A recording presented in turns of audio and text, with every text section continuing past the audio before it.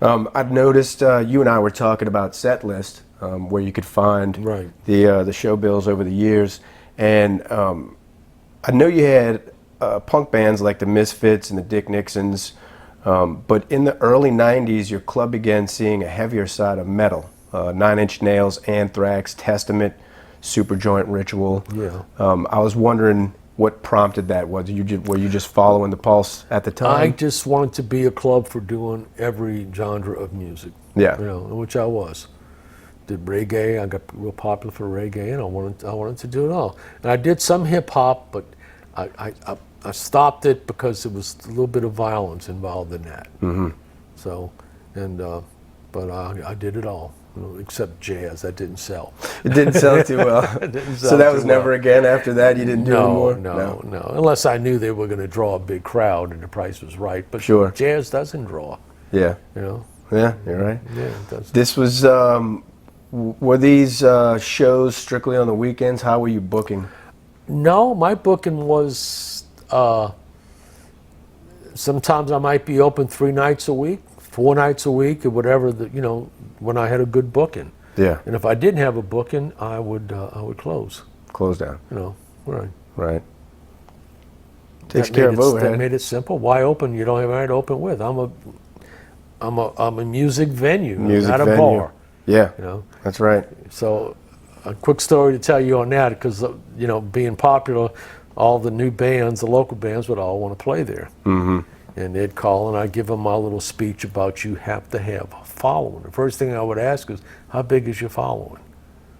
And because I would have a test time on the weekdays for the band, a night that I didn't have anything else, Tuesday, maybe a Wednesday, and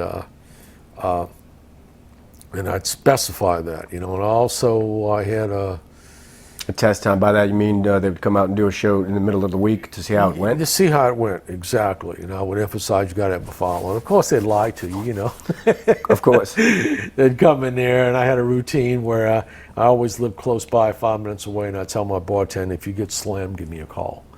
Well, a few times they got slammed, One of the bands was Metal Rose, okay? Mm-hmm. They played there, and they drew 300 people on the test Wednesday. So then I would move them up for a weekend, and that would be like, maybe a weekend band. Yeah. But other bands would, I'd ask them, and they'd always tell me this. I'd say, well, where's your following you said you had? They said, well, when does your crowd get here? And I'd go, no, I don't have a crowd. That's why I booked you. Right. If I had a crowd, I wouldn't need a band. Exactly. Yeah, Jukebox would suffice, right? Of course, they wanted to get in, so yeah, and that happened. For the out of town acts, the national acts that you would have come and play, and I didn't know how to word this exactly, but were you able to kind of show them some Southern hospitality or give them a feel of what the city was about in a short time here? Yeah, exactly. I'd always try to have a nice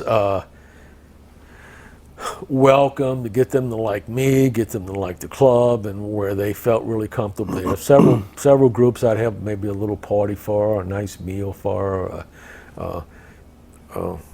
Fabulous Thunderbirds, I'd have a nice little meal at my apartment. I'd for them, they'd come over there and eat during the daytime.